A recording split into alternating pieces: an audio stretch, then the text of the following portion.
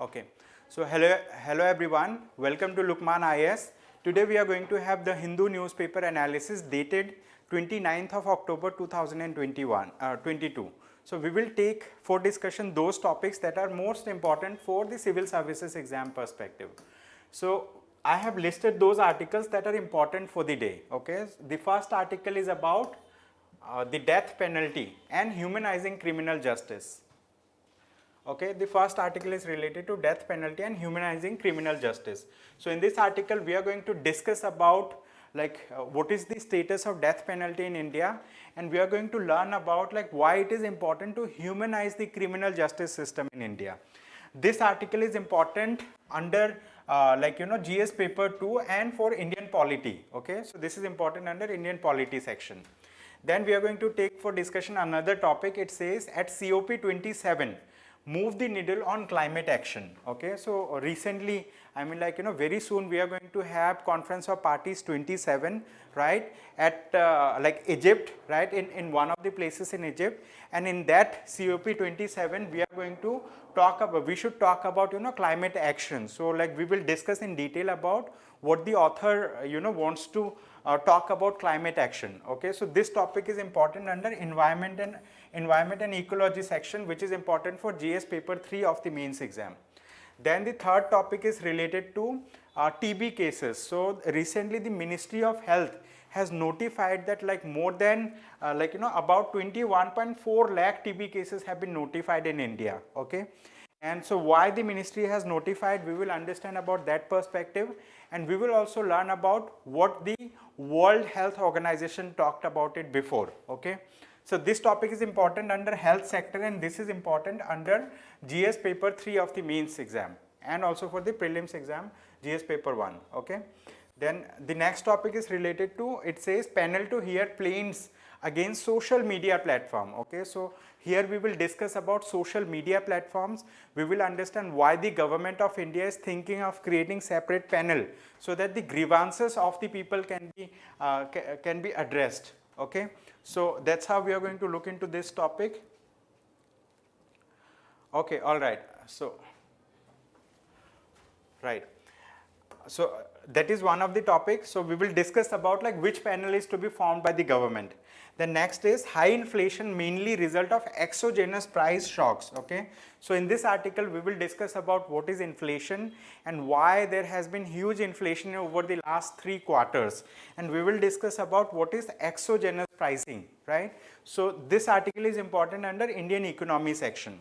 So with this, let us take the first topic for discussion. It says the death penalty and humanizing criminal justice. Okay, so as you may be knowing that across the world there is a movement going on, and in that movement people have petitioned in the courts, right, in their respective jurisdiction and in international forums that death penalty should be banned, right, death penalty should be abolished from different countries, and many countries have already banned death penalty, means no longer death penalty is given in many countries across the world.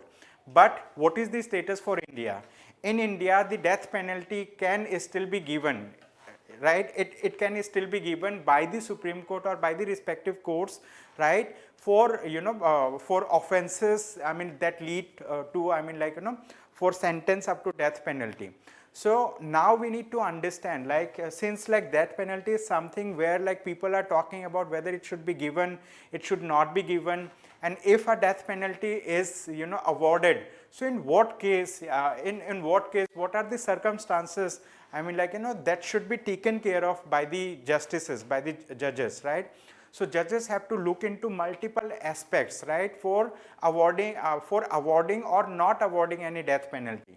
So in this article the author has mentioned few of the reports, right, the author has listed few of the reports that should be taken care of, right, before awarding any death penalty, and the author has also appreciated or praised the present Chief Justice of India for his for his what we say efforts towards humanizing the death penalty, right? So we have understood what is death penalty. Death penalty means it's an award, right? It's a verdict from a court of law where the accused, right, if he is proved guilty in a court of law, and like if, like he can be awarded death penalty, means like he can be hanged, or like like in India the death penalty is awarded by hanging, right, like hang till death. But there are countries across the world, there are many countries across the world where death penalty is like if a death penalty is given, so they are not hanged, right, they are killed using what we say like machine guns and all, means like through firing. So there are multiple methods of like giving death penalty to people. In India it is the general case is like we hang the guilty person, right. In other case, in some countries what they do, they also inject, I mean like poisonous drug like into the body, so that like the person can easily die. But like somewhere like the person is killed also, I mean like by those people, I mean like through pistol, I mean like through guns. So different ways of awarding death penalty is there. Like in India, death penalty is still being awarded, right, it is awarded by the courts of law. But the thing is, like before awarding death penalty, which is the ultimate penalty, or which is the ultimate penalty that can be given to a person, right. So the courts have to have a human aspect to deal with this, because if a person is, I mean like told that like told about a death sentence, the person goes through psychological distress, right, he goes through psychological distress before during the trial process, and like once awarded, then like after the award of death penalty, he goes through psychological turmoil, right, his mental stability becomes, I mean like unstable, like he becomes mentally unstable. So the thing is like what are the factors, what are the conditions that like judges need to look into before awarding death penalty. For that particular purpose, the present Chief Justice of India along with some other judges, the present Chief Justice of India, Justice U.U. Lalit, as of now, right, along with some other judges, what they have done, like they have, I mean like made they have made what we say a document, right, for that document, like or like in their previous awards, they have given such awards by considering multiple factors. What are the factors that they have considered? So that is mentioned in this article. In this article, they have mentioned that like if a trial court, let's say if a lower court is awarding a death penalty, then that lower court should, I mean, read the judgment, or look for some kind of, I mean like those cases that have been decided by a higher judge bench. For example, there is a trial court which is headed by a there is a bench, right. There is a bench in a court of law where like one judge is looking into that aspect. But if an award has been given on similar cases by a higher judge bench, so they should look into those awards also. This is one thing. Apart from this, like in this article they have mentioned about mitigating like impacts. So what are mitigating impacts? We are going to talk about it. But before this, let us look into, right, some of the reports, right, that talk about like pros and cons of awarding death penalty and effects of humanizing death penalty. So like for example, we have found out evidence, I mean like the author is talking about like there are empirical evidence, there are evidences, scientifically proved evidences that can contained in the death penalty India report. Okay, so there was a report that was published, it is known as Death Penalty India Report 2016, and there is another report which is known as Death Worthy Report. Okay, Death Worthy Report, and it was a project 39A of the National Law University Delhi. Okay, so these reports came handy to buttress the exceptional sensitivities of Justice Lalit. Okay, means like Justice U.U. Lalit, like he, like when he headed a headed a bench, right, having let's say a criminal, I mean like who is to be awarded death penalty. So he has looked into very, I mean multiple factors, and these factors talk about the sensitivities of Justice U.U. Lalit in that case. Okay, so here the author is praising Justice U.U. Lalit for his efforts to sensitize, to make the like criminal justice system more humanizing, I mean so that like there is an human element also, right. So it is not only totally what we say, it is not totally that that kind of thing. Now let us understand about this thing. So we will understand about what are mitigating circumstances and aggravating circumstances. Okay, so one of the thing is potential mitigating circumstances. This is a very important phrase. It means a lot. Okay, so we need to understand about it. So what are potential mitigating circumstances? So these are those circumstances that the criminal might have gone before committing that particular crime. Let's say something has happened in the with the family member of a person, right, and some people have done something to their to his family member, and in retaliation, right, if he takes some action, right, so he is taking some action, like not standing as a normal person, means like he was affected by something, right, he was affected by something, and that's why he has taken a step, right. So like, were there any mitigating were there any mitigating circumstances, were there something that could calm him down? Before committing crime, let's say some people commit crime cold heartedly, means like they don't look into any other aspect, they just go and kill people, let's say, right. So like, they did not have any mitigating circumstances, means like there was nothing that could stop him, because like he was mentally prepared to do that particular crime. But in this case, let's say in this case, in this case there were some mitigating thing also, like that could reduce the mental trauma or stress. So here the author is talking about that we should look into those potential mitigating circumstances also. Okay, let's say two people are fighting, but there is a third person like who is intervening and trying to calm down both these persons, but one of these person is not hearing and like killing the other person, let's say. So what will happen, like there was mitigating thing also, but still that person went ahead and killed, right. So the thing is that mitigating circumstances were available, but it was overlooked. So in that case, let's say the death penalty can be awarded. This is one thing. Apart from this, so you understood about what are potential mitigating circumstances. Then there can be potential aggravating circumstances also. Aggravating means two people are fighting, a third person is coming and he is saying like you should kill that person. He is aggravating the thing. He is being what we say like a party to this this particular thing.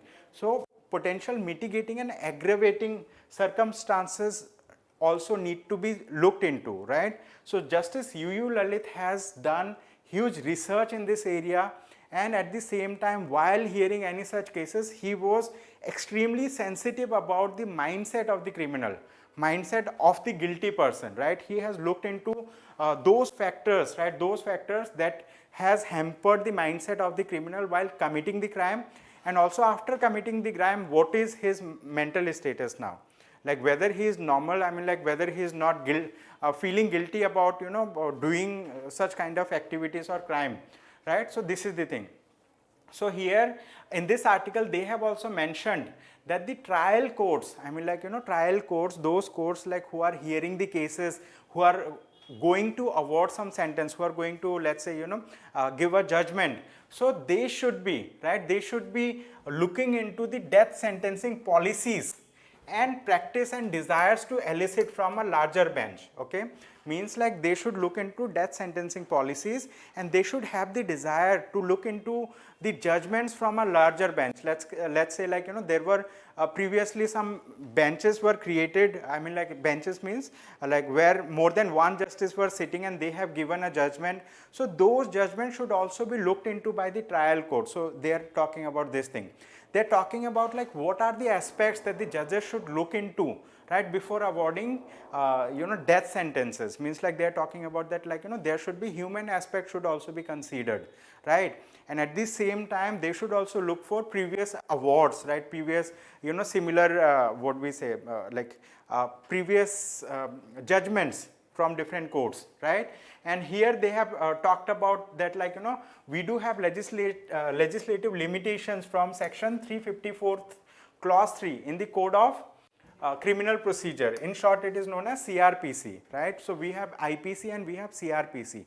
IPC means Indian Penal Code, CRPC Code of Criminal Procedure, right. So a Code of Criminal Procedure has some limitations, why? Because like they have not codified these mitigating circumstances or aggravating circumstances means like they are less humanizing, like they have less human aspects, you understanding. So they are saying like these things can be amended, or like a manual can be created that can help the judges, right, in taking such decisions. So this is the thing. So before giving an award, like one should balance the aggravating factors and the mitigating factors, okay.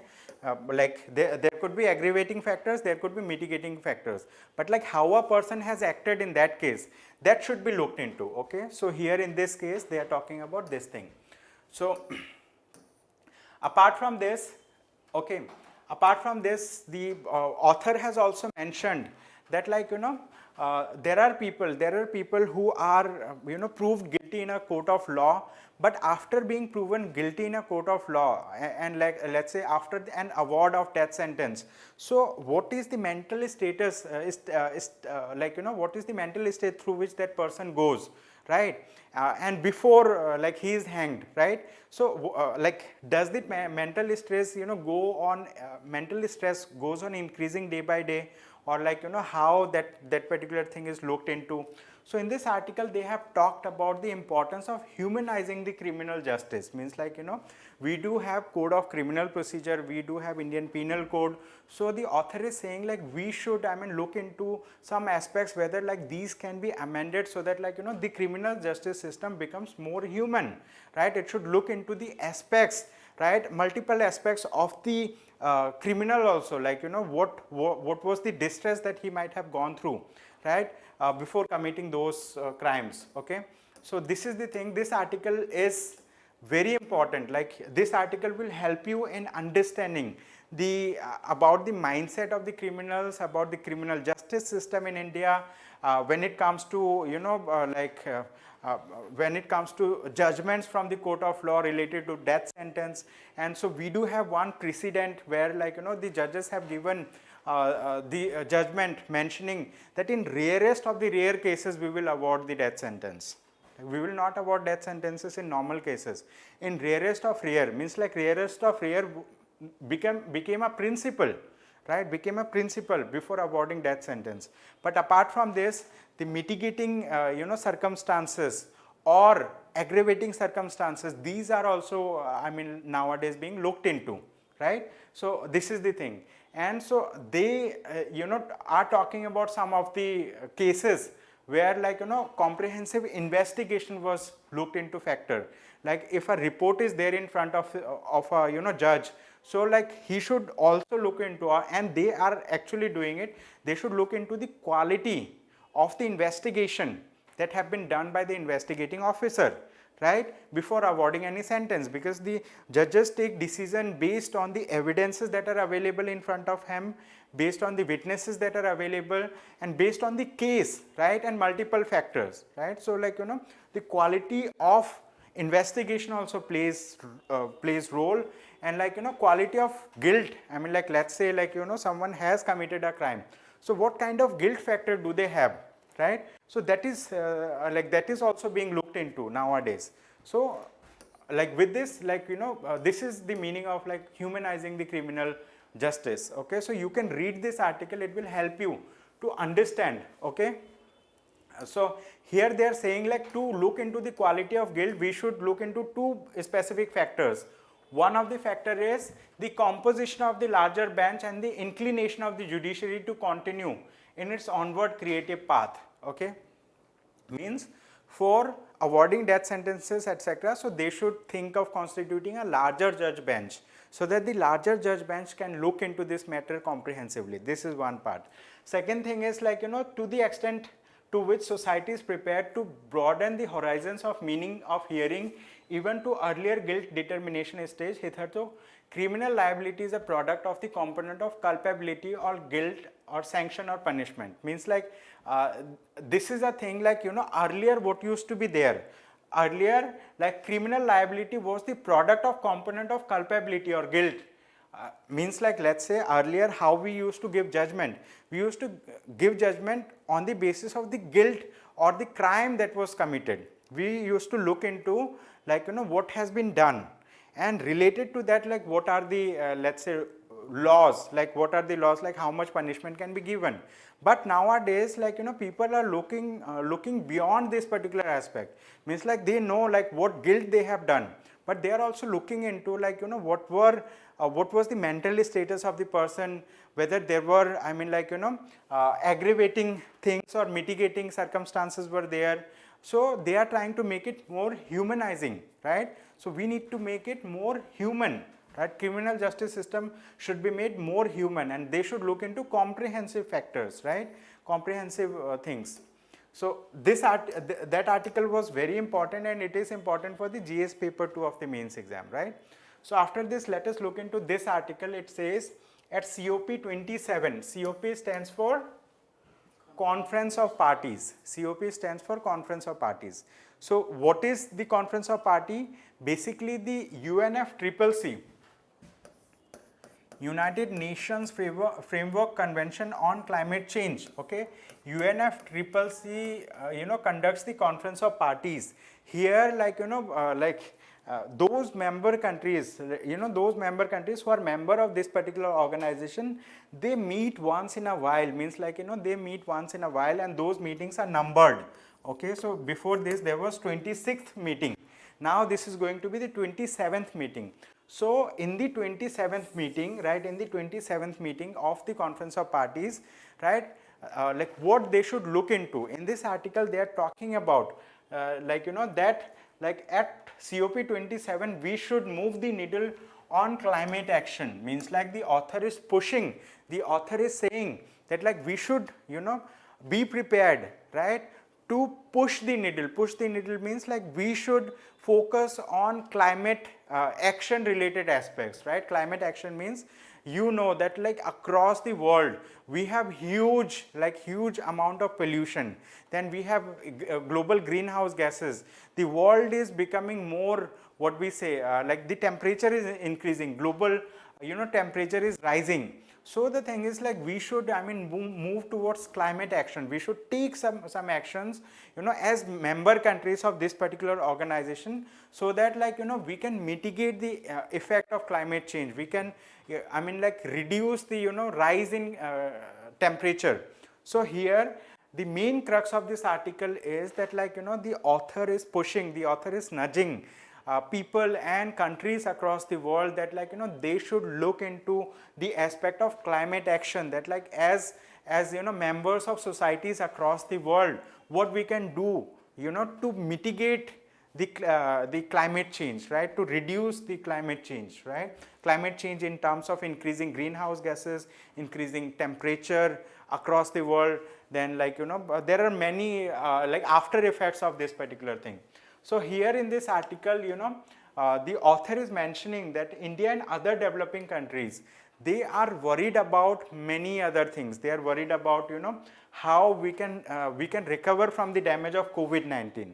COVID-19 has caused damage, so like the countries across the world are trying to recover from it, including India. Apart from this, like ongoing Russia's war in Ukraine, I mean like a conflict is happening between Russia and Ukraine. And then like you might have heard about that like global economy is going into a recessionary phase. So we are seeing a slowdown in the global economy, means like Indian economy is also expected to grow at a lesser, I mean like growth rate. Why? Because the globally like it is going through a slowdown phase. So these are the troubles that are already there in front of us.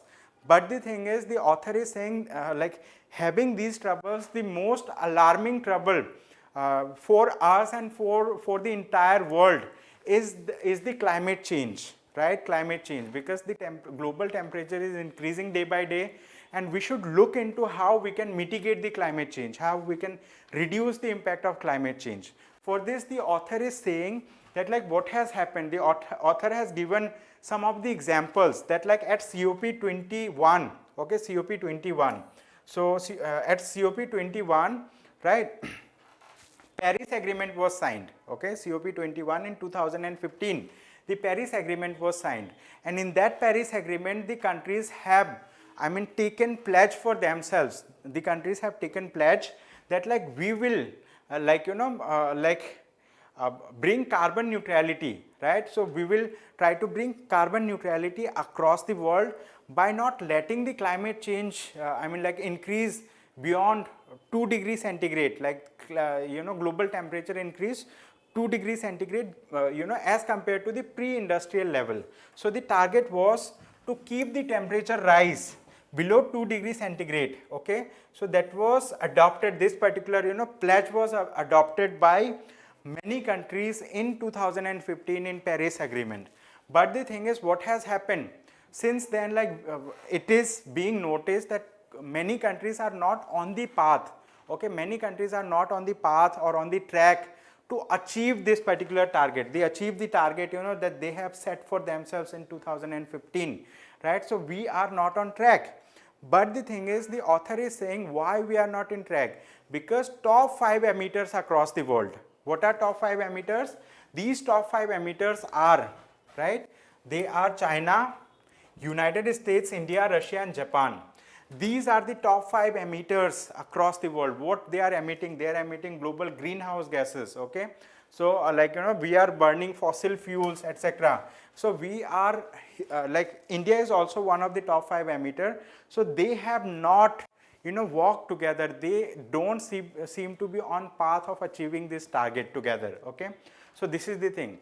But the thing is, what we need to do, we need to see the possibility of totally doing away with fossil fuels, because fossil fuel is something that is aggravating the climate change, that is impacting the global climate at large, right, that is impacting hugely. So the thing is, here the author is saying that the COP27, the Conference of Parties 27, is going to happen in Egypt. Where it is going to be happen? Sheikh Al Shams in Egypt, right? It is going to be conducted in Egypt. But before that, we should be mentally prepared to look into this particular aspect. What aspect? The increasing climate change across the world, right? We should look into the aspect of climate action. We should take action so that we can reduce the climate change. This is the thing. Now after this, the author is also talking about that many countries, that on the other hand, rich countries have already shown that they can mobilize vast resources to tackle global emergencies. They did this in 2008-9 global financial crisis, and spectacularly so in the $15 trillion committed in 2020 by one estimate by the major economies to fight COVID-19. So many countries have together, taken a resolution that they are going to bring together $15 trillion, okay, to fight COVID-19. Okay, so for fighting COVID-19, many countries across the world have come together. But the thing is, what we are doing to fight the climate change.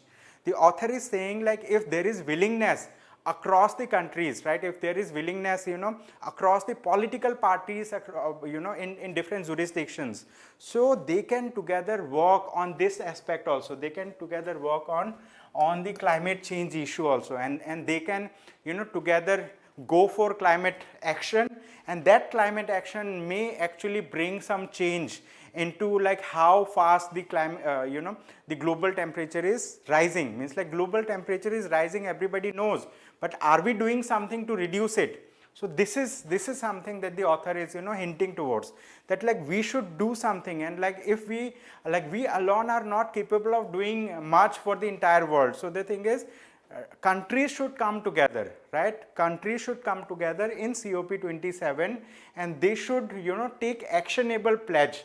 They should take those pledges that are actionable, so that actually we can bring some change in the climate climate aspect. So this is the thing. So these articles are going to come, right, till this particular thing is done. What? Till COP27 happens. So the author is also talking about that many countries, right, who have earlier, for example, India and China, what they did earlier, they have adopted a goal, right, in COP26, Conference of Party 26, that we will phase out means we will completely do away with the coal power, right. But the thing is, later on they have amended this particular thing instead of phasing out, we have thought of going for phase down. Phase out means completely shut down all the coal powered stations, right? Phase down means like we will shut down few of them, or like we will reduce the production of, let's say, electricity or power like using coal, right? We will reduce. Earlier we thought of completely doing away with this, but now we are thinking of reducing it, okay, and going for alternative sources of energy. This is the thing.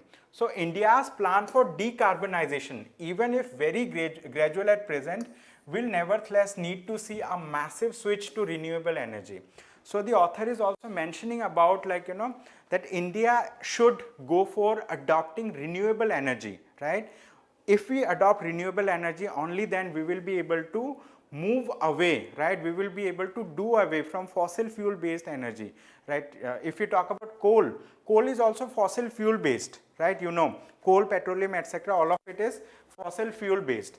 The author is also saying that like global banks, like big financial institutions across the world, they also have a role to play, and these banks, the global financial institutions, can finance those projects that are capable of producing green energy. Means like these, let's say World Bank and Asian Development Bank, International Monetary Fund, there can be many other financial institutions of this caliber. If they if they finance or if they fund those projects like that are producing energy, right, green, that are producing renewable energy, that are producing energy like that are being generated, right, not from fossil fuels but from alternative forms of energy, such that so that like the climate change can be reduced. So this is the thing, okay. So author is saying that these banks can play a very vital role. These banks means these international financial institutions or regional financial institutions or financial institutions in a particular jurisdiction. They can play a very vital role if they fund these projects. Which projects? Those projects that have the potential of bringing down the usage of fossil fuels, okay. So this is the thing. So where is COP 27 is going to be held? The COP 27 is going to be held at Sharm el-Sheikh, okay, Sharm el-Sheikh. This is located in Egypt. It is going to be held in November 6 to November 18. Means like across, like like within a span of 12 days, 12 to 13 days, they are going to hold the COP 27, Conference of Parties 27. So like we are still like waiting, like we are waiting to see like what pledges they take for themselves, like how things change, right?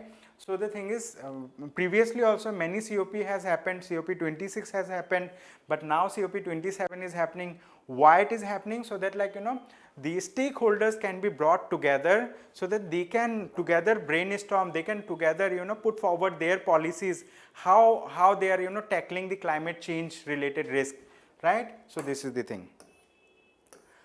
Now this is another article. This article is short, but this is a very important article, okay. It is a short article, but it is very important article. It says panel raises data privacy concern in draft telecom law, okay. So we will talk about what is draft telecom law, which panel has raised concerns related to data privacy issue. So like recently the government of India had released a draft, okay, it has released a draft bill, okay. So this is known as the Indian Telecommunication Act 2022. So this particular act in draft format has been released in 2022 in September this year itself. And so like it proposes some significant changes. It proposes significant changes like including bringing over the top platforms, OTT platforms, you might be knowing Netflix and like similar platforms, within the ambit of telecom services that require license to operate, and provisions for message interception in case of public emergency, okay. Means like these provisions actually enable the Department of Telecommunication to intercept the messages, to read the messages that are being transferred between two people, encrypted messages. So the thing is like they want to bring the over the top platforms within their ambit. So like recently what has happened, this particular draft bill has been scrutinized it has been scrutinized by the Parliamentary Standing Committee. And the Parliamentary Standing Committee on Information and Technology, they have raised several questions, you know, on this particular the draft Indian Telecommunication Act 2022. So what are the questions that they have raised? They have raised that, like, you know, they have raised points that, like, the government of India has used vague, you know, keywords. They have used vague definitions of public interest and national security in this particular act, draft Indian Telecommunication Act.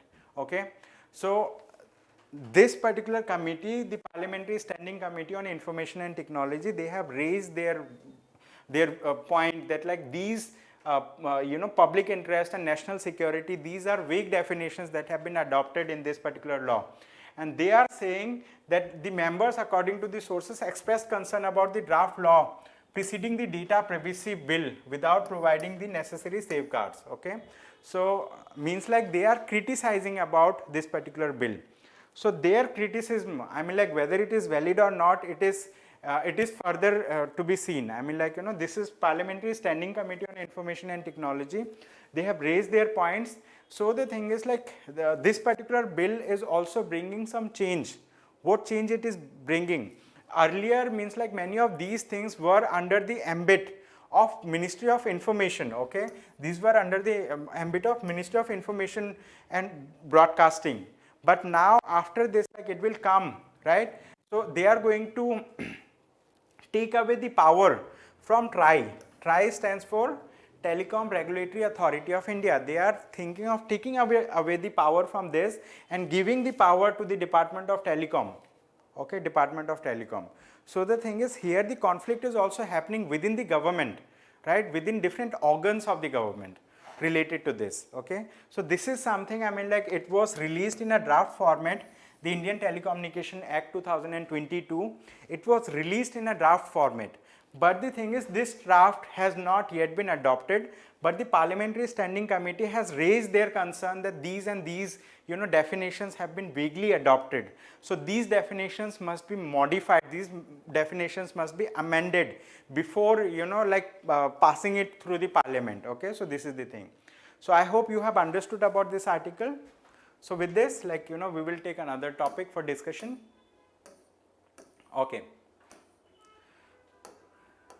Okay, so now let us discuss about this topic. This topic is related to the health sector of Indian economy, health sector. So it says 21.4 lakh TB cases notified in India in 2021, Health Ministry. Okay, recently the Ministry of Health has notified that in the year 2021, we have 21.4 TB cases, 21.4 lakh TB cases reported. Okay, so now why did this particular ministry, means like, why did the health ministry notified about it? Because recently the World Health Organization had criticized India for not being able to control tuberculosis or bring down the cases of tuberculosis. Although, like, they have, you know, brought out this particular point in the public, but they did not have credible data.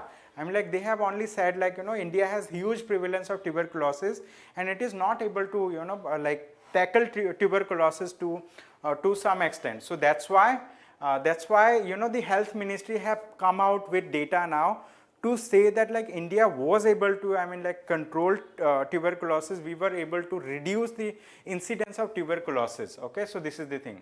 So if we talk about the present state of tuberculosis, so India's TB incidence for the year 2021 is 210 per 10,000 population compared to the baseline year of 2015. Okay, so if we talk about 2015, in 2015 we had 256, you know, per lakh population. Like, we had 256 TB cases per lakh of population. If we have 1 lakh population, we used to have 256 TB cases. So it was very high.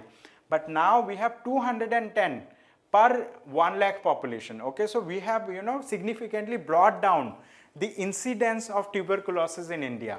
So there has been an 18% decline. Okay, which is 7 percentage points better than the global average. Okay, so like we have been able to bring down the incidence of tuberculosis in India, and our tuberculosis level is 7 percentage much better. I mean, like our health status is much better than the global average. Global average is much above this data.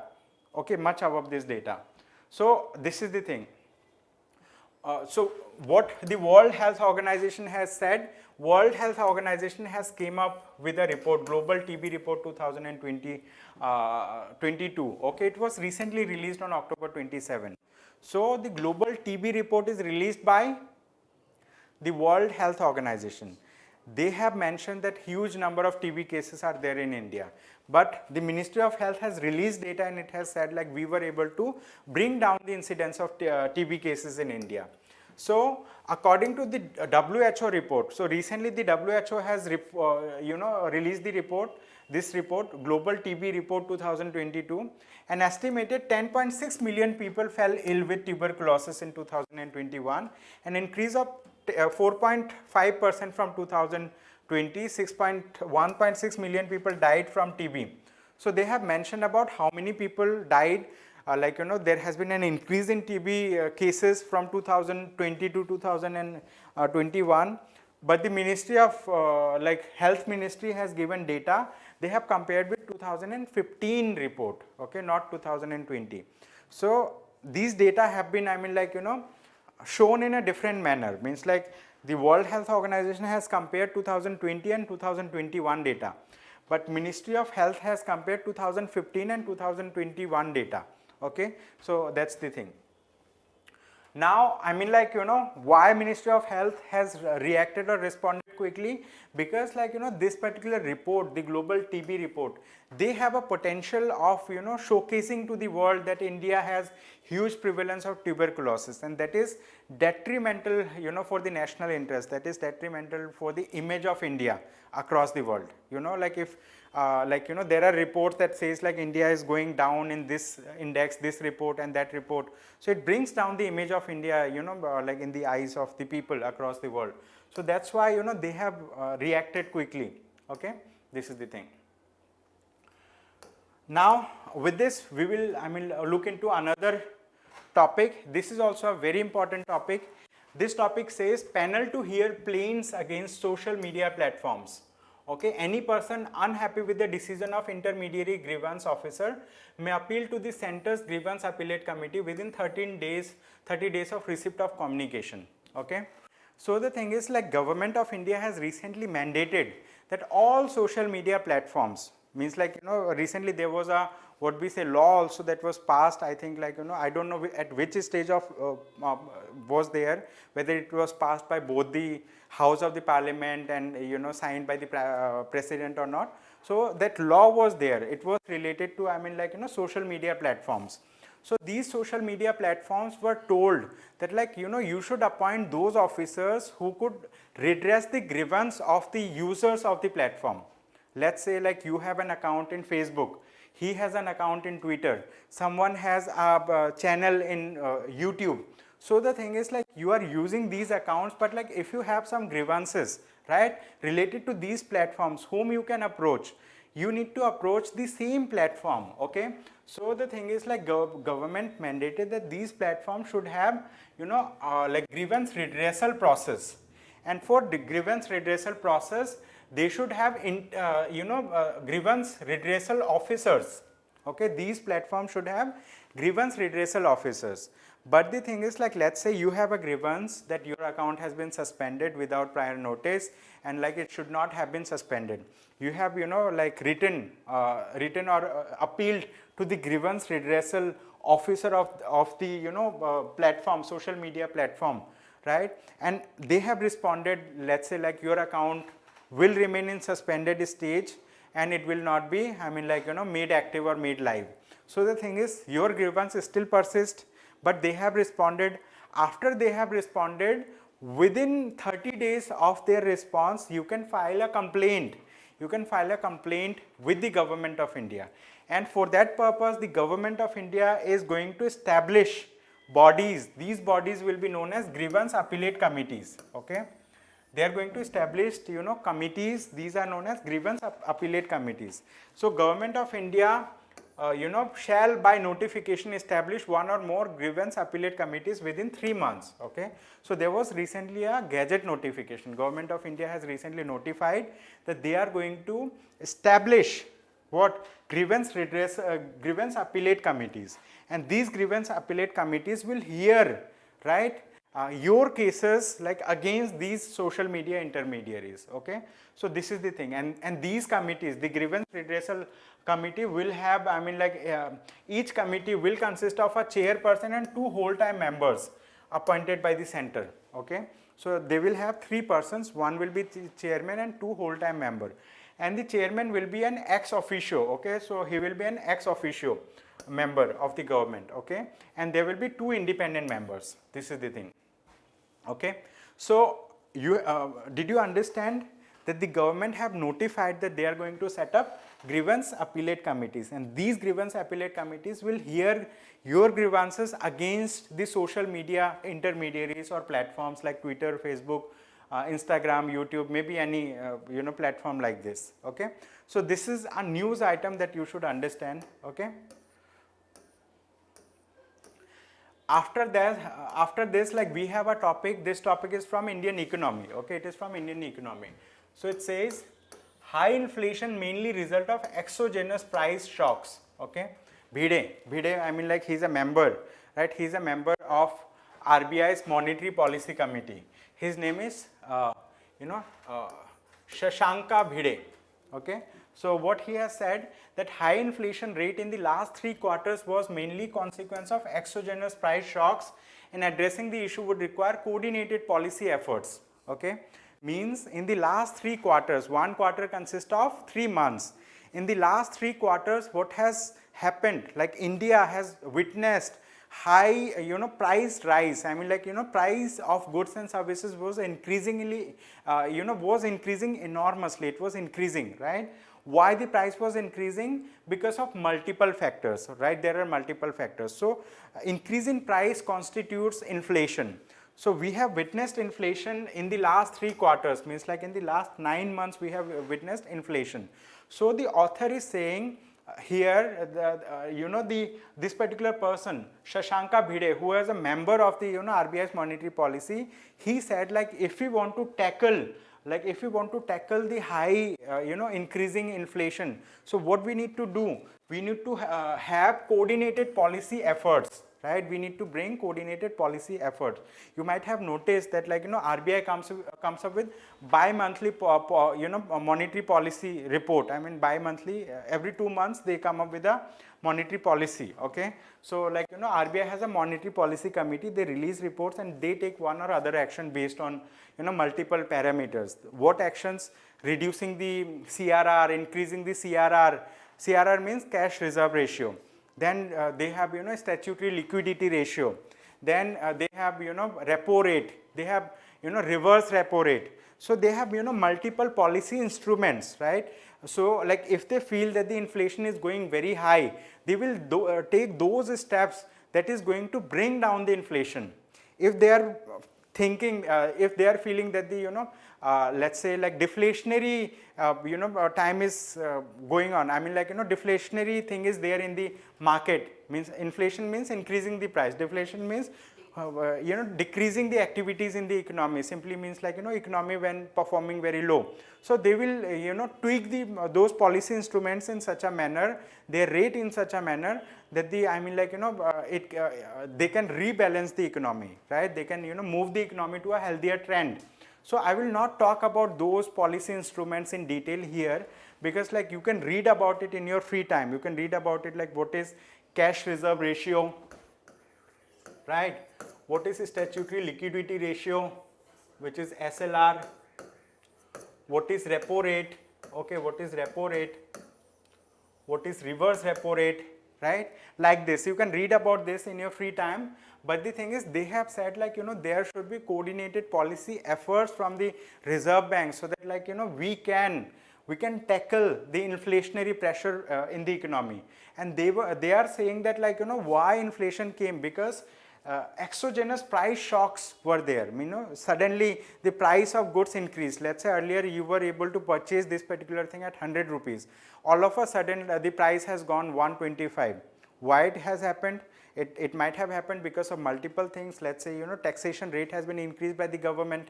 Okay, rate of taxation, like, you know, they have changed the GST rate for this particular thing from, let's say, earlier it was 5%, now they made it 28%, or they made it 12%. So this can be one of the factors. There can be multiple similar factors, right, because of which, like, you know, price shocks were there. Price means price of goods and services increased. And you know, this particular person, Shashanka Bhide, he has also said that, like, you know, there was high fuel and food prices, and there is spillover to other sectors have sustained the high inflation rate. Okay, so food and fuel prices have gone up, but, like, you know, it has spilled over to other sectors, but those sectors were able to sustain the high inflation rate. This is the thing. Okay, so retail CPI inflation has remained above 6% since January 2022, and it was 7.41% in September. CPI means consumer price index. Okay, consumer price index.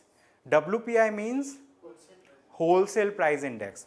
What you need to understand, like, you know, which organization releases the consumer price index, you need to learn about it, right? Search which organization releases WPI, and, like, you know, after what interval they release the data, right? Is CPI released on a monthly basis, right? Monthly CPI, right? So you need to learn about that thing. So that will help you to understand. But, like, after learning the current affair related thing, you need to go to the basics.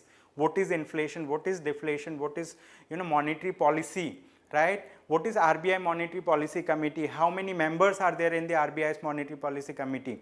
What are the monetary policy instruments or tools that the RBI can, you know, like, change? I mean, like, it can reduce or increase the rate of that particular thing. If you talk about CRR stands for cash reserve ratio. This is the amount of money that banks should keep with the RBI. They should keep with the Reserve Bank of India. Why they should keep with the Reserve Bank of India? Because it is a norm, right? And on the money deposited with the RBI, they do not get any, what we say, interest. Okay, CRR is interest free. Then if we talk about a statutory liquidity ratio, this is the part of the total deposits, right, you know, from different sources that the bank receive, that they have to keep with themselves in liquid format. The bank should keep up a portion of the total deposit that they receive in liquid format. Okay, that is known as statutory liquidity ratio. Then we have repo rate, we have reverse repo rate, right? Repo rate is the rate at which RBI lends money to commercial banks. Rate means rate of interest, right? The repo rate is the rate of interest that RBI charges from the commercial banks, right, while lending money. So this is the thing. So that is all for discussion for today. Thank you so much everyone for attending today's session, and I hope you have a great day ahead. Thank you.